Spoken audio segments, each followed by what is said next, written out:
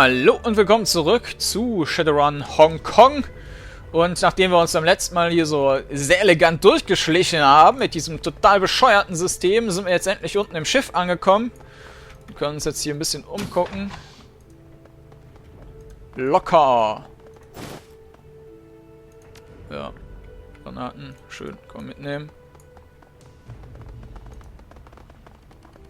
Das wäre unklug, das zu öffnen, aber hier können wir noch hin.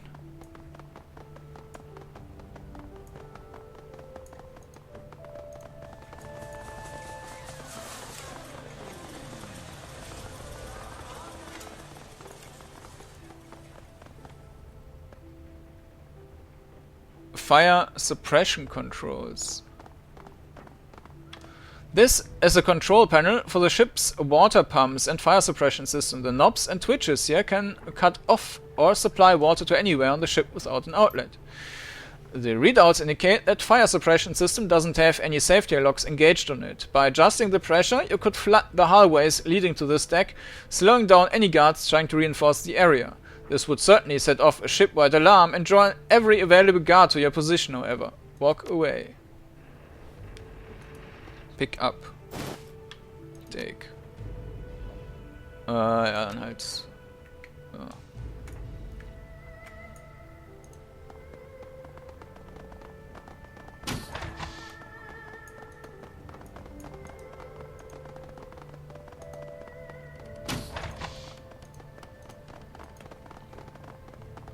So, glaube ich, das erste Level, wo halt wirklich Items drin sind. Bei dem Rest war ja eigentlich nie was. Wahrscheinlich, weil die davon ausgehen, dass man hier kämpft und diese Dinger braucht.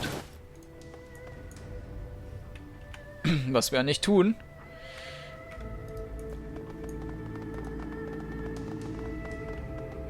Aha, war da unten jemand? Ah, da ist was zum Zerschießen. Brauchen wir nicht, können wir umgehen.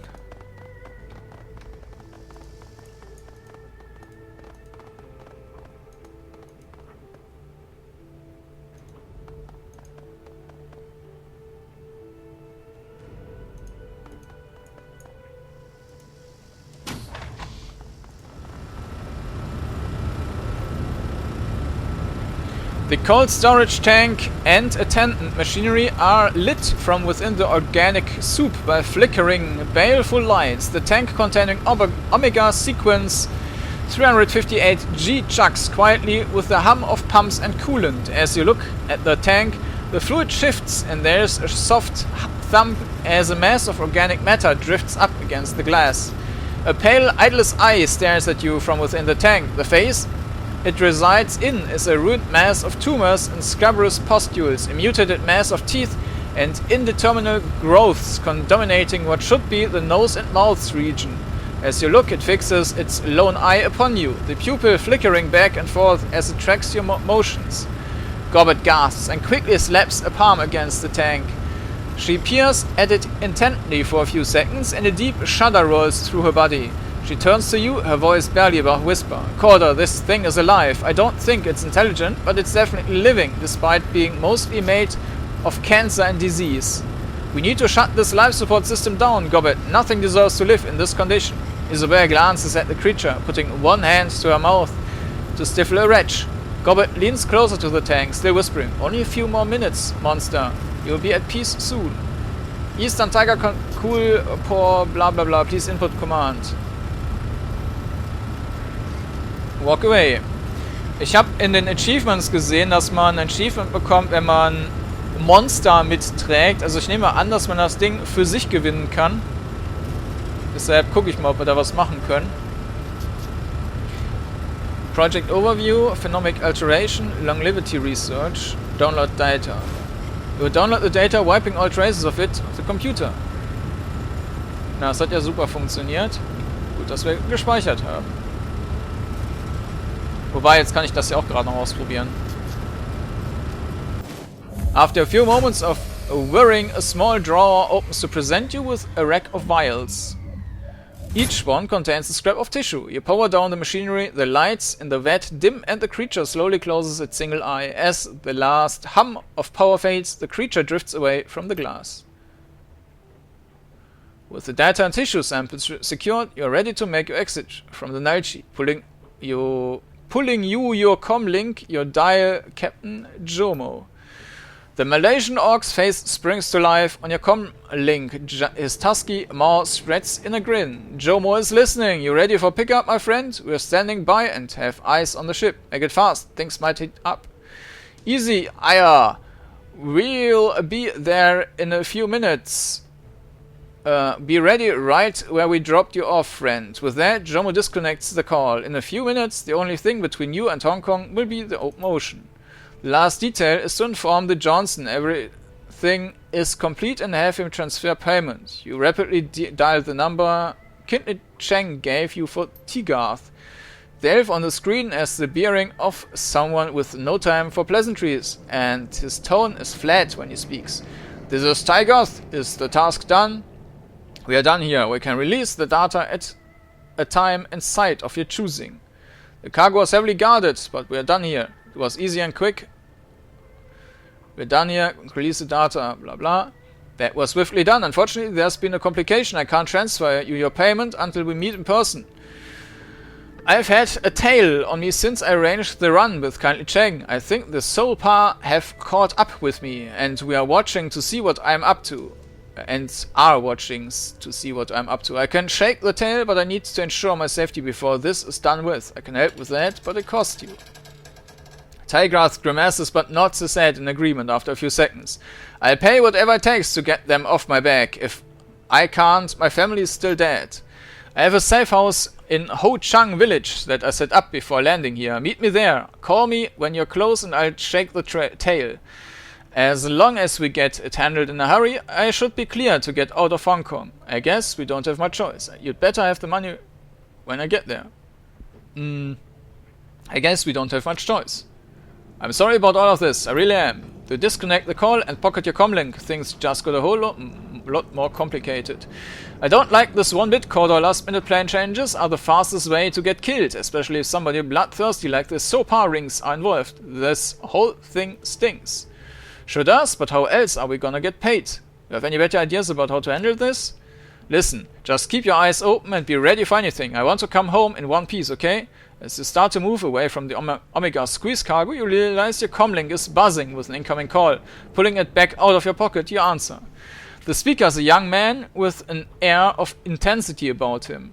He's got the kind eyes you've seen a lot of as a Shadowrunner, full of casual violence and bloodshed. Kordanor, you have been making a lot of waves lately, haven't you? Naughty naughty. Who the hell are you? My name is Wang Yamin. I run the Blue Heavens Soul Pa ring. You're Kordanor and you've just stolen from Eastern Tiger. Wang runs a hand through his hair, a smug smile plastered across his face. Don't bother trying to deny it. I've got your employer's comlink hacked. I heard the whole exchange. Pretty ballsy, calling Shadowrunner out like this. We both have to live and work in Hong Kong. You've made a bit of a name for yourself, and I respect that. But just like you, I have a job I am being paid for, and that's to make sure your employer doesn't ever get his hands on the data, the samples you've got. I think we can help each other. I don't back out on jobs. Hang clings his tongue, narrowing his eyes. Even if your employer is lying to you about his motives, his history, and is going to kill you as soon as he gets what he wants, I know some things you don't. His full name is Tiga Wraith, and he's a spy for Tai Ring, some kind of field agent for the Council of Princes. He launched a failed attack on the original research lab in Tacoma. That's why Eastern Tiger is moving the project equipment and data to Seoul. He's also tried attacking that ship near Perth and Rio Islands. How do you know all of this? Wright may be skilled, but he is a piss poor at matrix security. Wang waves a hand dismissively. We cracked his encryption within an hour of him landing in Hong Kong.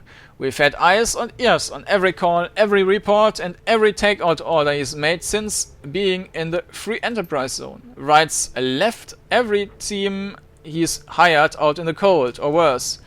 You're just the latest in a string of hired help. I understand it's bad for business to cancel a contract, but it's better than being shot in the back of the head. We both have to live and work in the city. We both have a job to do, too. Here's my proposal. You give me the data and samples from Omega Sequence 358, and I give you a cut of what I am being paid. Then together we take care of Riot. It's not optimal, I know, but we both come out on top and get to send a simple message. Don't fuck with us.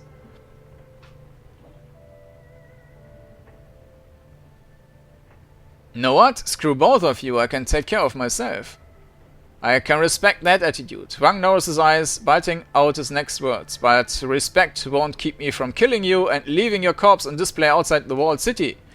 You put your comlink away and check the time. Captain Jomo should be arriving any minute. Time to head back to Hong Kong. And what awaits?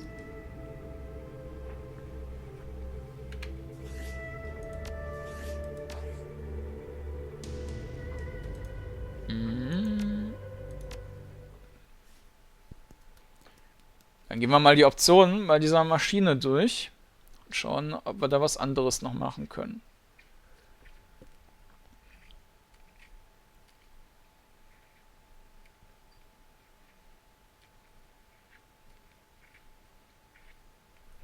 Wenn es lädt.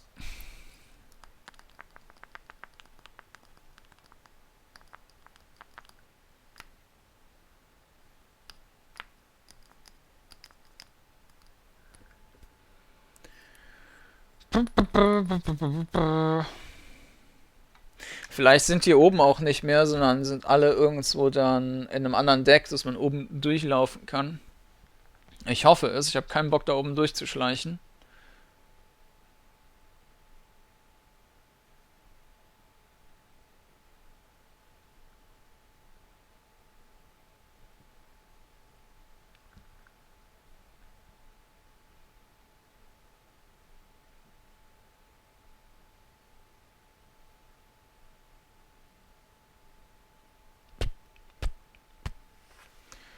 Ja, Punkte könnten wir auch mal speichern, verwenden.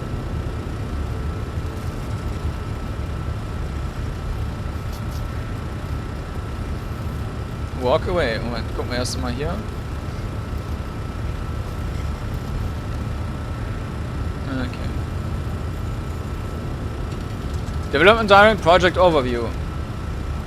Initial research into metagenetics presents a singular challenge, to wit, the study not of genes themselves, but of the interaction between genetics and the unseen world of astral space. And the creation of a particular metatype, or magically expressed phenotype, was as simple as the recombination of given amino and acid sequences, when the creation of mages would be as simple as the expression of a given color or skin tone. Unfortunately, such expressions are far more complex. The expression of traits previously considered to be supernatural is a complex interplay between mundane DNA, the condition of the ambient manosphere at the time of development, and the interactions between genes and what we have dubbed astral shadows. Any research into these is fraught with difficulty due to their resistance of traditional, that is to say, technological instruments. Ergo, Omega Sequence 358G is a project decoupled from the usual safeguards against project overruns. We have been granted extensive magical assistance in our pursuit of higher metagenetic understanding, as well as autonomy from legal concerns. As such, Omega Sequence project materials must be kept in Eastern Tiger secure facilities only. Deviation from this may result in local law and enforcement interest, and subsequent cleanup costs can be prohibitive.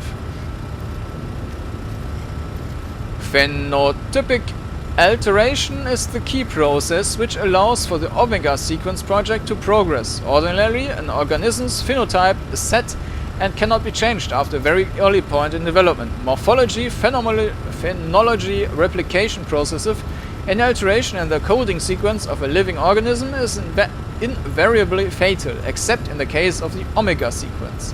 A combination of alkylatic agents, ambient mana control, and potent alpha emitters allows to control the replication of the Omega Sequence metagene. This is an accomplishment through alteration of the interactive between DNA and the astral shadows, the building blocks of metagenetics and mana-based abilities. To understand this concept, consider an Indonesian shadow play. The story one watches is not the puppets, but the shadows they cast. A skillful puppeteer manipulates not just the puppets, but the space between the screen and the viewer. So too it is with metagenetics. Magical aptitude, metagenic traits in the formerly unknown parazoology are revealed when mana levels reach a sufficient point to allow the astral shadows of DNA to engage in their delicate, powerful dance of replication. To change the metagenetics of an organism, we do not manipulate only the subject's DNA, but the space between the DNA and the astral plane. We cast these requisite shadows, engendering change that cannot be explained solely by base pairs, alleles, and nucleotides. Control is our challenge. Control is a delicate art. It requires patience and perseverance, as well as scientific acumen. But with a fine enough degree of control, we will be able to replicate magical abilities, dread expression, and black swan effects. Alter, reicht bald mit Text. What are those black swan traits? Individuals born during events which cause ambient mana to spike have been known to express extreme magical potential and materials. Meta traits, not possessed by the majority of the meta-type. Research into Homo sapiens nobilis subjects born during the awakening, for instance, indicate that ordinary elven longevity simply does not apply. That there is no upper bound to their telometric regeneration. Effectively, they appear to be immortal. 3. The goal of the Omega Sequence project is to harness and unlock these black swan meta traits, beginning with the question of the longevity factor in Homo sapiens nobilis. Treatments for existing human lifespans already exist, of course. Organ transplantation can extend life by up to 50 years, and leonization treatments can theoretically extend life for several hundred, yet the drawbacks of these are apparent to any who scratch the surface. Leonization is prohibitively expensive and erodes the patient's essence with every treatment, leading to eventual systemic collapse. Organ transplants can preserve the body, but plaques builds up in the patient's neural tissue, and the patient must take a cornucopia of immunosuppressants for the duration of their life. True longevity lies in preventing aging from occurring at all. Omega sequence 358G represents our most advanced metagenic prototype yet. Preliminary results indicate that the test clone's age will lock at 19 years and progress no further. In order to test this, we have induced artificial aging to those cloned through our fast-grow organ replacement process. Unfortunately, this has led to an explosive cancer mutation rate, rendering it non-viable for any other types of metagenetic research. Even so, the value of this test subject cannot be overstated. Naja, okay. Walk away.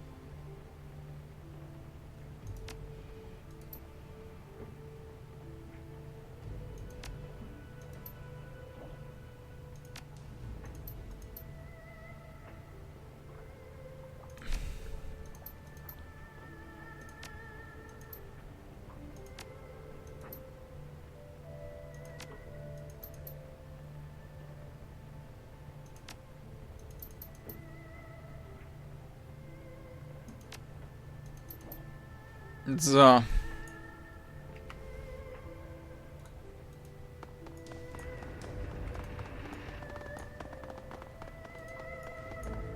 Ah, okay. Na, da war ja sonst so nichts.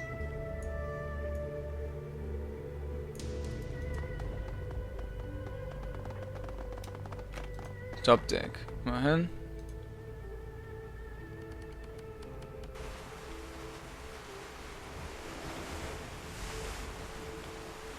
Sehr schön, müssen wir nicht durch. Disembark.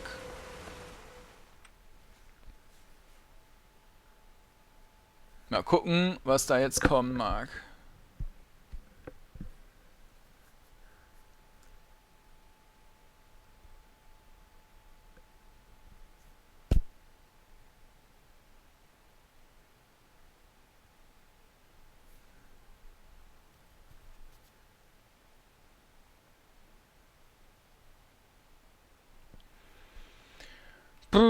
The Whistleblower. The road ride back to Hong Kong is tense. Even Captain Jomo's jovial nature does little to lighten the mood. The deep storm swills in the sky behind you, and although you've accomplished your mission, you wonder what is in store once you reach Hong Chong village.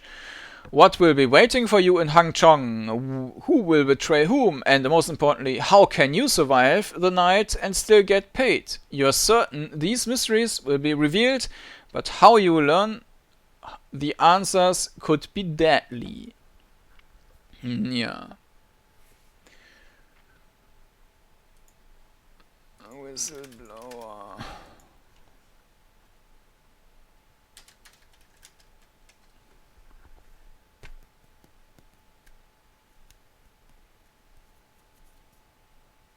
Das ist aber auch nicht das Hongkong-Bild. Also wird es wahrscheinlich jetzt eine andere Zone sein. Schauen wir mal.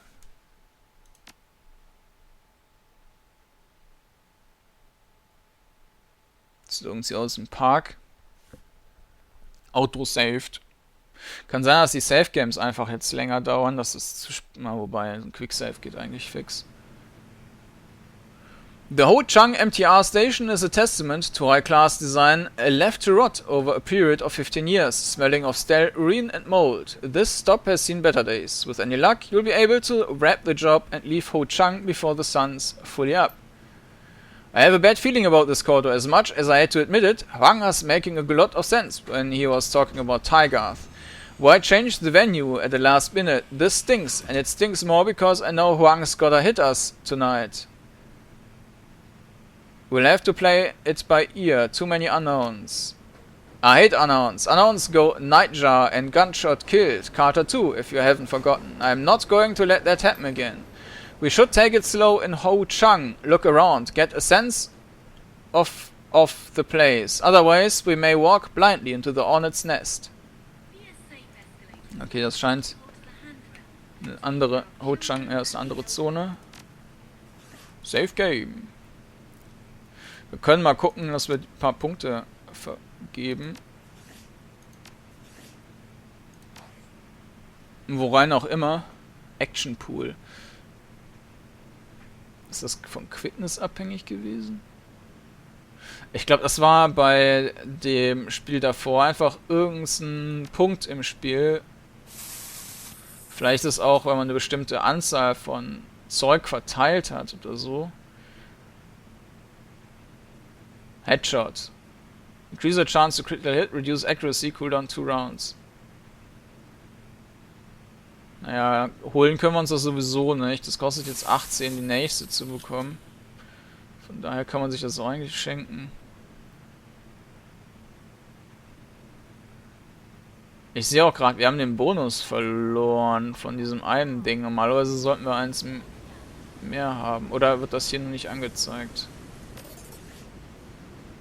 Da wird er noch nicht angezeigt, okay. Weil das zu steigern macht halt eigentlich keinen Sinn. Solange wir da den 7er Bonus nicht bekommen.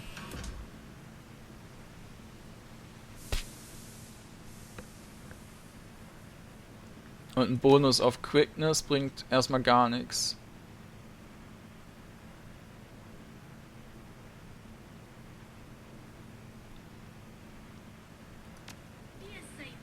Dodge könnte man natürlich lernen, aber ich meine, ich bringe die sowieso immer so schnell um. Weil davon abgesehen haben, treffen die halt den nicht und schießen dafür andere an, das macht auch keinen Unterschied.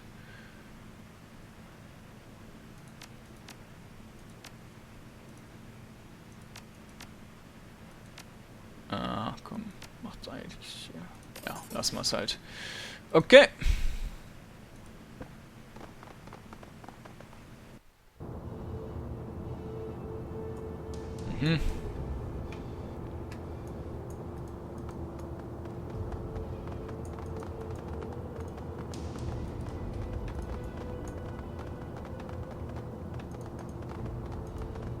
Okay, hier ist aber so nichts, was man irgendwie...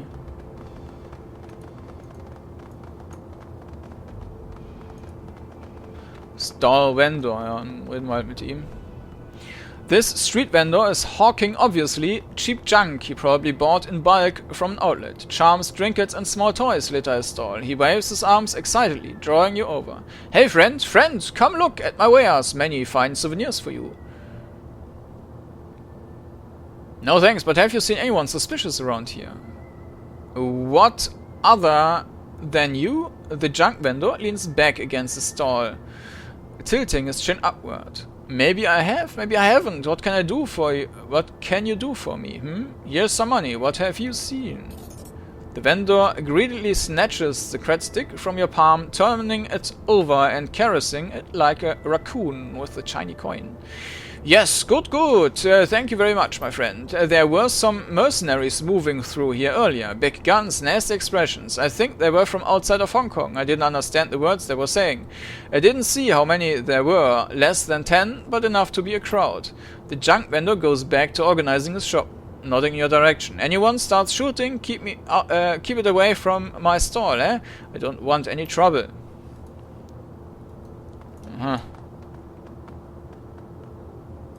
Access point. Street Dock. Ach, da kann man noch mal heilen, bevor es dann losgeht. The street vendor is hawking both traditional Chinese medical supplies and modern trauma kits alike. Feeling down? A ginkgo biloba in bulk. Got a cut? Dock wagon, first aid kit, plenty of disinfectants. Show me what you have. I like some information, actually. Oh yeah? What do you want to know? I see a lot from my stall. You see anyone strange lurking around here? Yeah, I saw this gangster type move through here. Real nasty looker, you know? He had his crew trailing along behind him. They were all speaking Korean, too, which is why I thought it was strange. I don't speak much Korean, but I know around here the triads rule the roost. Thanks.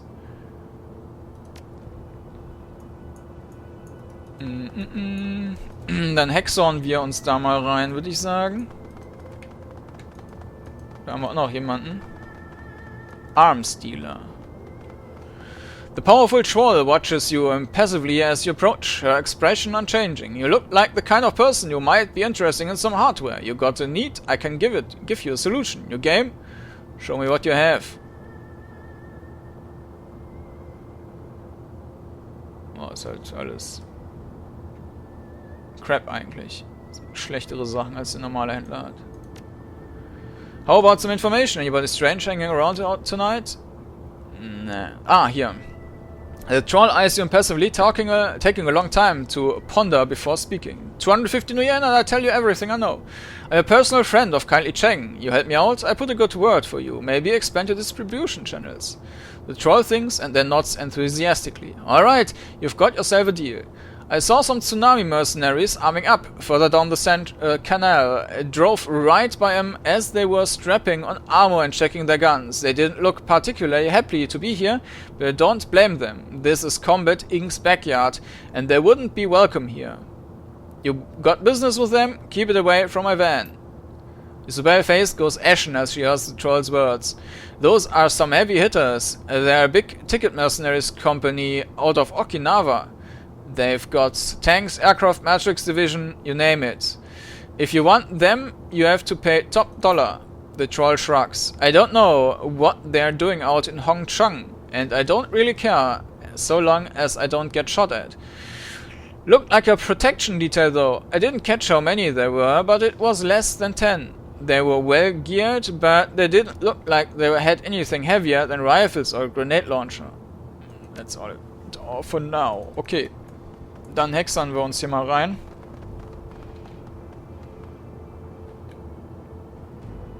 Nur dann speichern wir erstmal, würde ich sagen.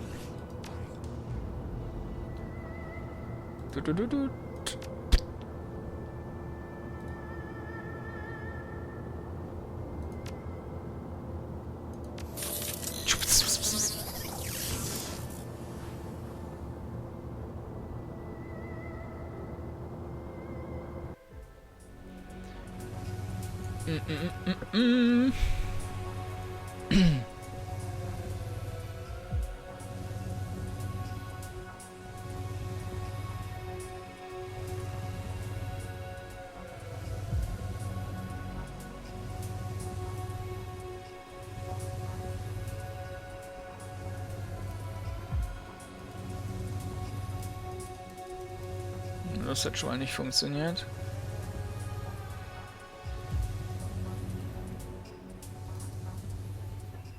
Oh. Das ist aber mehr als knapp gewesen.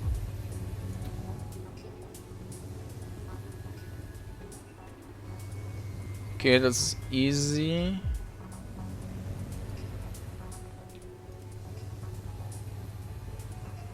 Bis wo gucken die genau? Die gucken da nicht hin.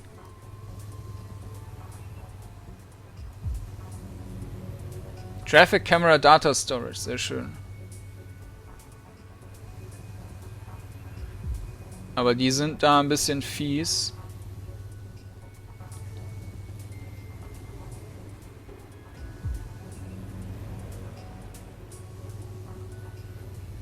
Man könnte dahin.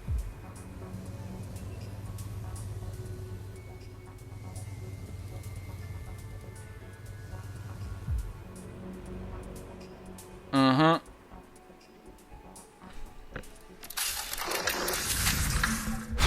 Dann wollen wir mal wieder.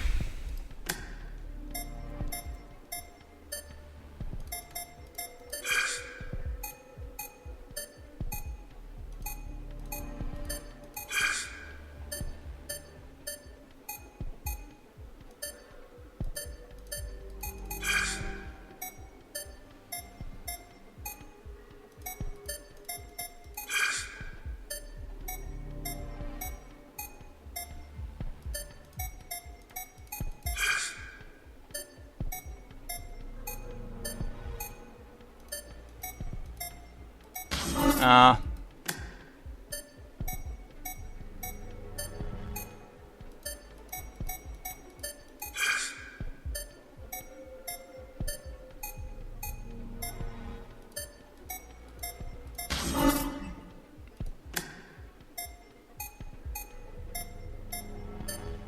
Habe ich auch schon wieder vergessen. Okay, egal. Okay, muss die rechte Seite sein.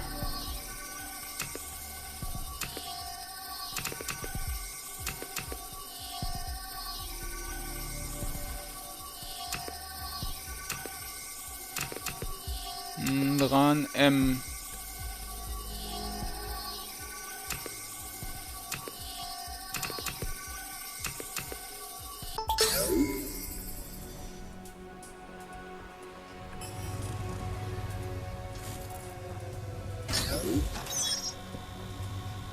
Are you and your men ready yet? I have the timetable to keep. Don't rush me. You hold my team halfway across the world for this little adventure of yours. And we've just gotten off the plane. The contract says we'll be ready for 300 hours. And we will. In the meantime, get the hell off my back. Tiger's expression is one of barely restrained anger. His hands ball up into fists. You'd better be, you little toad. This is a matter of national security for Taringi Kaya oder so. And given what you're billing me, I expect nothing but perfection. The mercenary commander is utterly unimpressed by Tiger's impotent rage. Spare me, that kind of lion might work on a rank and file troops, but this isn't my first day on the job. Without my troops, you'd be stuck hiring local scrubs with zip guns. As it is, I'm only here because my boss likes your brother. The elf's eyes narrow to razored slits, and he jabs a finger toward the mercenary. Just be ready, mercenary. I've paid you for your time and for the duration of this mission. I expect your loyalty as well. I'll do my job right. That's what you're paying me for. You do yours. I want to get out of this forsaken pit and catch the next flight back home. System Trace 0 von 50 ist auch nicht besonders viel Spielraum.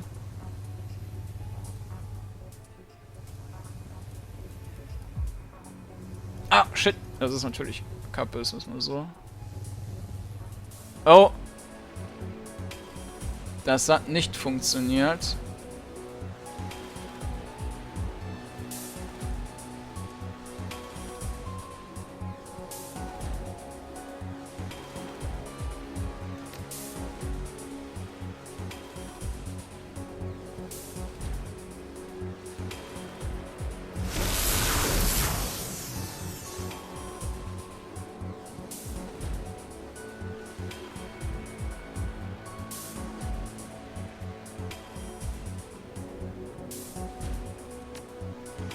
Das kann man gar nicht anwenden.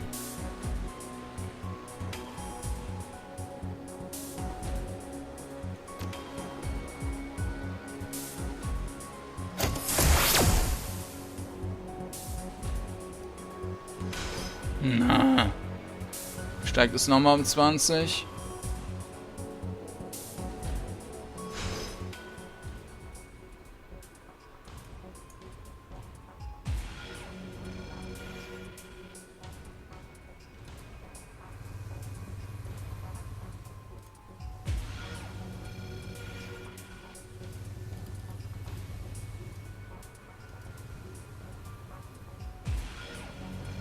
Ah, das war jetzt nicht ganz so elegant. Sponsor vor. Vielleicht gibt es aber noch andere. Und er ist auch das Einzige, was man hier machen kann. Da oben ist nichts mehr, wie es aussieht.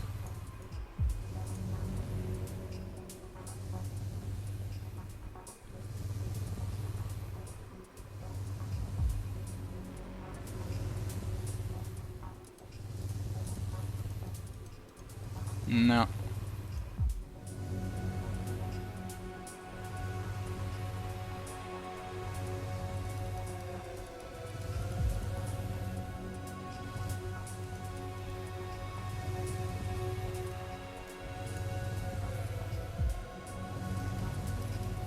Na.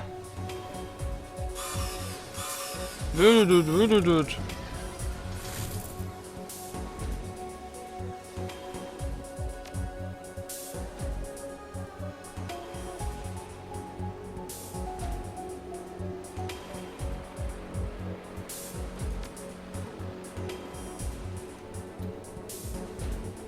Kann ja auch nicht auf sich anwenden. Aber das hier können wir einfach benutzen.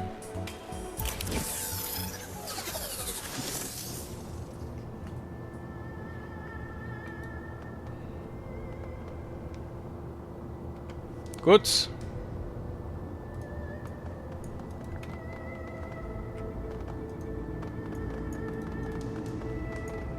Da ist der Meetingpunkt, da sollte man dann nicht hin.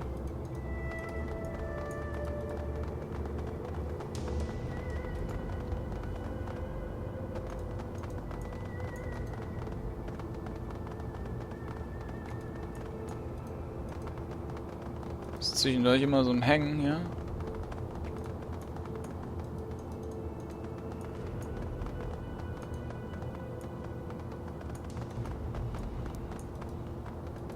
Da ist nix.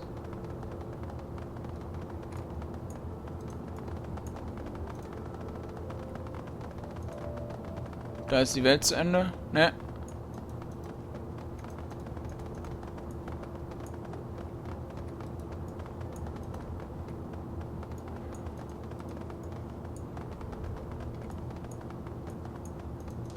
Hallo, kleiner Troll.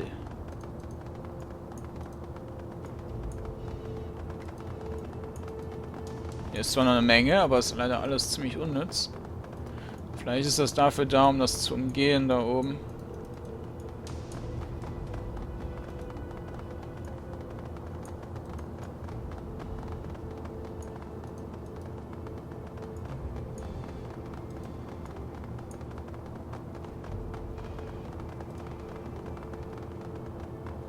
Ah, Sparking Wires.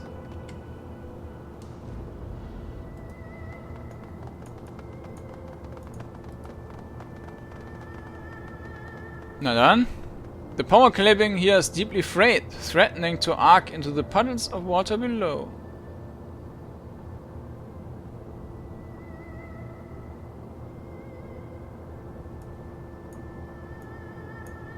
Aha.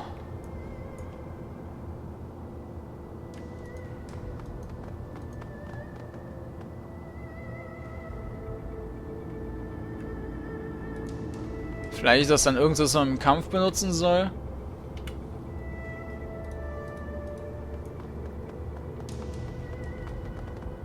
Da auch.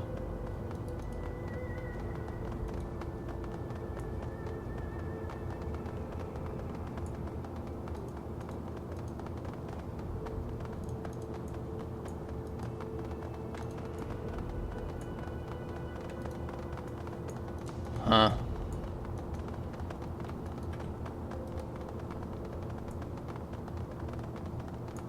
Das ist nicht, was ich davon hatte, da rumgelaufen zu sein.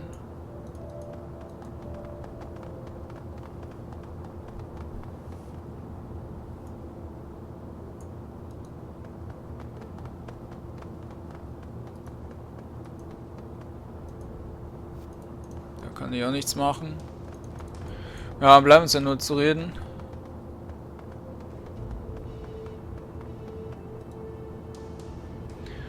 Tegarth fidgets nervously as you approach him. His entire body is tense and his eyes flick rapidly around the market as if searching for unseen threats. As he notices you, he relaxes somewhat, but only a small amount. Oh, thank you. Good you're here. Thank God you're here. I'm at my wit's end. I could swear that I'm being watched everywhere I go. He continues to glance nervously around. I don't like being out here. It's too exposed. In the distance, a police siren wails. Tiger's hand dives under his jacket, but as the wailing recedes, he relaxes again. Listen, did you bring the stuff? The faster I can get that stuff and leave Hong Kong, the safer it'll be. Reactor curls his lips up in disgust. Sir, keep your hands in the open. Shaking as badly as you are, I think you'd only embarrass yourself if you tried to shoot something. Leave violence to the professionals. Tegarth stops fidgeting, takes a breath and nods. Okay, I'm calm. Can we just get this over with? You have bigger problems. Your comlink's been hacked.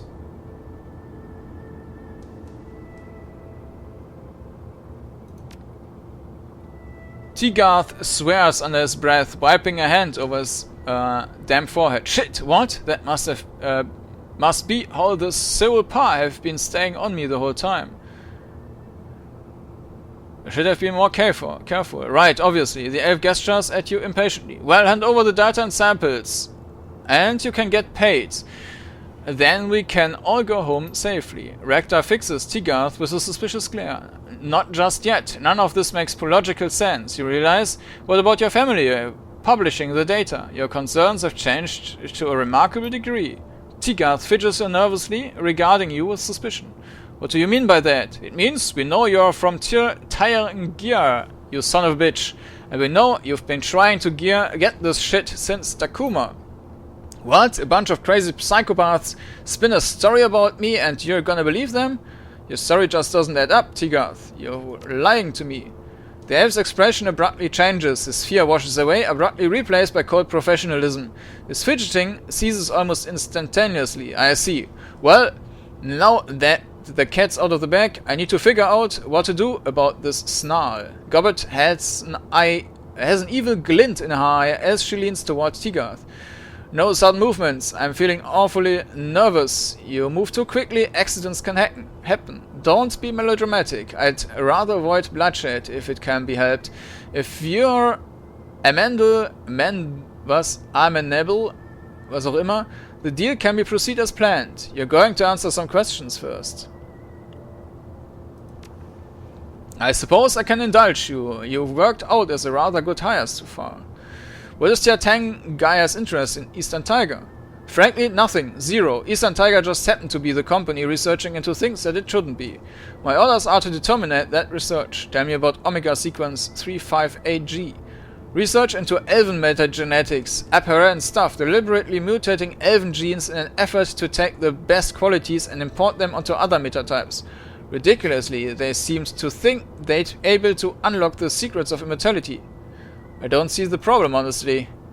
Well, then you're absolutely as moral as I'd expect a Shadowrunner to be. Still, I can't be picky, man, while in foreign lands. What do you intend to do about this soul part? I don't intend to do anything about them. I intend to leave this horrible little island. The question is, what do you intend to do about them? You live here, after all.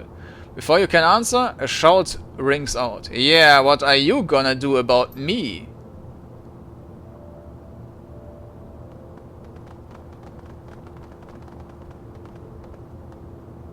You think I'm just gonna let you hand this off without a fight? Nah, that's not happening. I'll tell you what, I'm still gonna let you walk out of here alive. I'll pay you for the data and let you live. Not the elf, though. He dies. Oh look, it's Idiot Brigade. Don't you get the hint? I'm not interested in your pitch.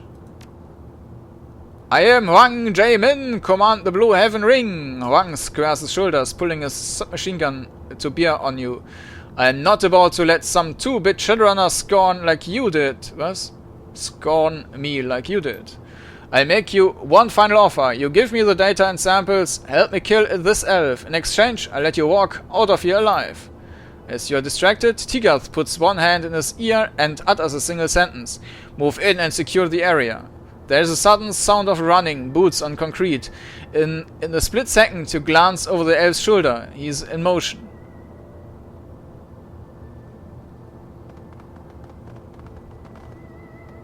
Magical energy begins to arc around Rye's hands. What now then? It seems we are in an impasse, and I'm not about to go back to Portland empty-handed. You lying bastard, nobody double-crosses me and lives. I'm finishing the job. To hell with the soul power. Both of you are crazy. I'm walking out of here with the data. Try to stop me and I'll put you down. Wang's lips curl back from his teeth and he spits toward you. What? Are you crazy? You won't make it 10 feet. Ome. Repulsive as it is, I have to agree with the little toad. You are not leaving with that data. You're welcome. Try to stopping me. Let me show you with why I'm a survivor.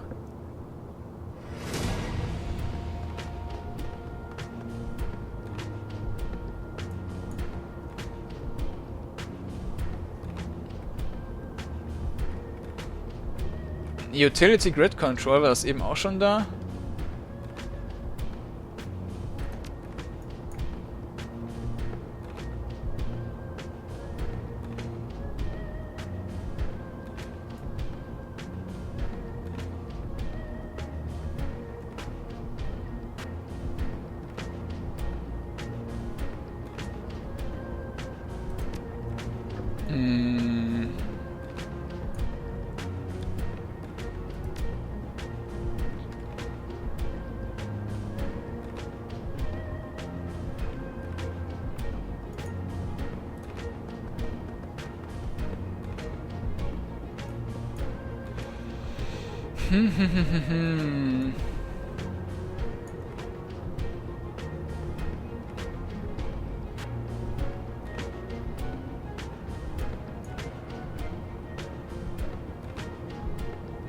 Die Location ist jedenfalls nicht die schönste.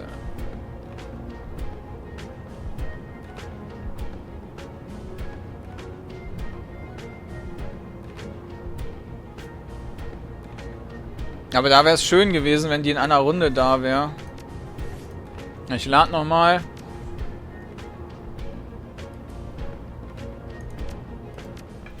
Und werde den von der anderen Seite ansprechen, beziehungsweise ich werde gleich erstmal einen Schnitt machen, aber ich guck mal, ob dieses Hacking-Ding von der anderen Seite schon vor dem Kampf erreichbar ist oder erst nach dem Kampf da ist.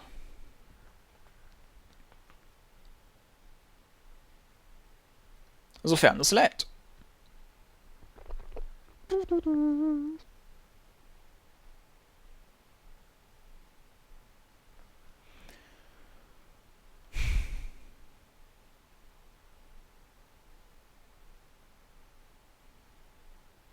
Whistleblower, Text vergessen. Macht nix.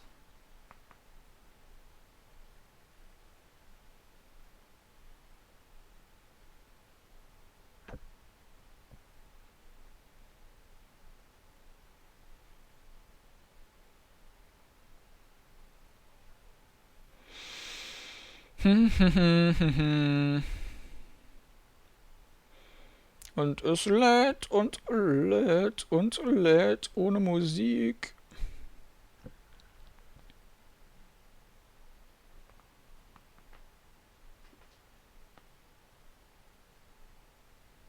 Eigentlich kann man ja nicht von Quickload sprechen.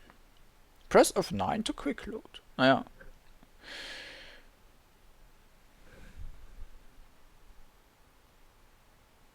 Geht so.